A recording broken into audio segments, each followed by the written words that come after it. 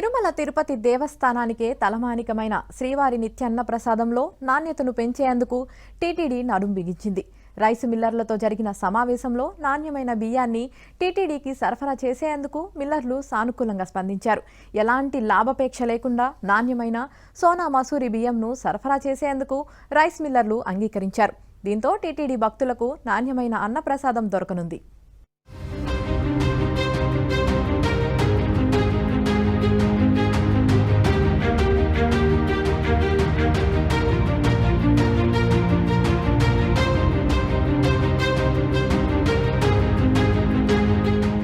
కొండలలో వెలసిన కోనేటి రాయుడి దర్శనార్థం నిత్యం వేలాది మంది భక్తులు తిరుమలకు తరలి వస్తూ ఉంటారు. శ్రీవారి దర్శనార్థం తిరుమలకు విచ్చేసే భక్తుల సౌకర్యార్థం టీటీడీ అనేక ఉచిత పథకాలను అమలు చేస్తోంది. ఉచితంగా గదులు కేటాయింపు, ప్రసాదాలు అందజేయటం, అన్నప్రసాదం వంటి ఎన్నో కార్యక్రమాలను ఉచితంగా భక్తులకు అందజేస్తోంది టీటీడీ. అందులో అన్నప్రసాదం పథకం టీటీడీకి ఎంతో తలమానికమైంది. 1985 ఏప్రిల్ 6న ప్రారంభించిన ఈ పథకంను అంచెలంచెలుగా విస్తరిస్తూ నేడు నిత్యం 1,00,000 మందికి పైగా భక్తులకు అన్నప్రసాద సౌకర్యం అందించే స్థాయికి చేరింది.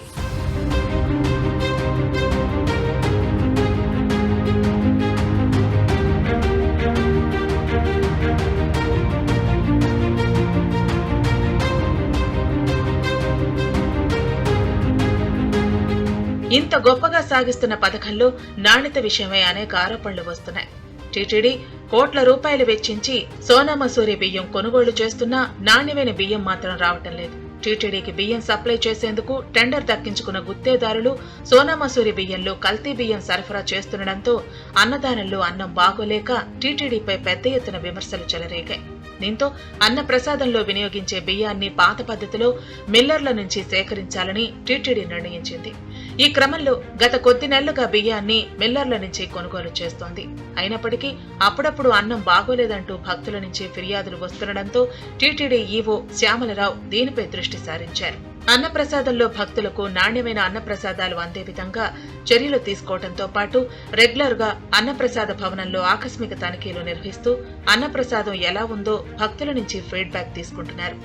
రైస్ క్వాలిటీ అప్పుడప్పుడు మంచి క్వాలిటీ రైస్ రావడం లేదు. రాకపోతే ప్రొక్యూర్మెంట్ వాళ్ళతో కూడా చర్చించి రైస్ క్వాలిటీ ఇంప్రూవ్ చేయడానికి ఏం చేయాలి, ఎందుకు రావడం లేదు, స్పెసిఫికేషన్ ప్రకారం ఎందుకు రావడం లేదు, స్టాండర్డ్ లేనప్పుడు సబ్ స్టాండర్డ్ ఫుడ్ ఐటమ్స్ వచ్చినప్పుడు ఎందుకు యాక్సెప్ట్ చేయాలని చెప్పి వాళ్ళకి సప్లయర్స్ కూడా చెప్పి అది కూడా ఇంప్రూవ్ చేయడం జరిగింది. నూకలు ఉన్నది వస్తుంది అనేది, నూకలు ఎక్కువగా ఉన్నది వస్తుంది అప్పుడప్పుడు అనేది దాని మీద కంప్లైంట్ చేయడం జరిగింది ప్రొక్యూర్మెంట్ ఆఫీసర్స్. అలాంటివి లేకుండా చర్యలు తీసుకోవడానికి ఆదేశాలు ఇవ్వడం జరిగింది. టీటీడీ ఆశించిన స్థాయిలో అన్నం నాణ్యత లేకపోవడంతో ఉభయ తెలుగు రాష్ట్రాల్లోని రైస్ మిల్లర్స్ అసోసియేషన్ తో ఈవో సమావేశం నిర్వహించి టీటీడీకి నాణ్యమైన బియ్యాన్ని అతి తక్కువ ధరకే సరఫరా చేయాలని అసోసియేషన్ నాయకులకు విజ్ఞప్తి చేశారు. దీంతో సానుకూలంగా స్పందించిన రైస్ మిల్లర్లు టీటీడీకి నాణ్యమైన బియ్యాన్ని సరఫరా చేస్తామని హామీ ఇచ్చారు.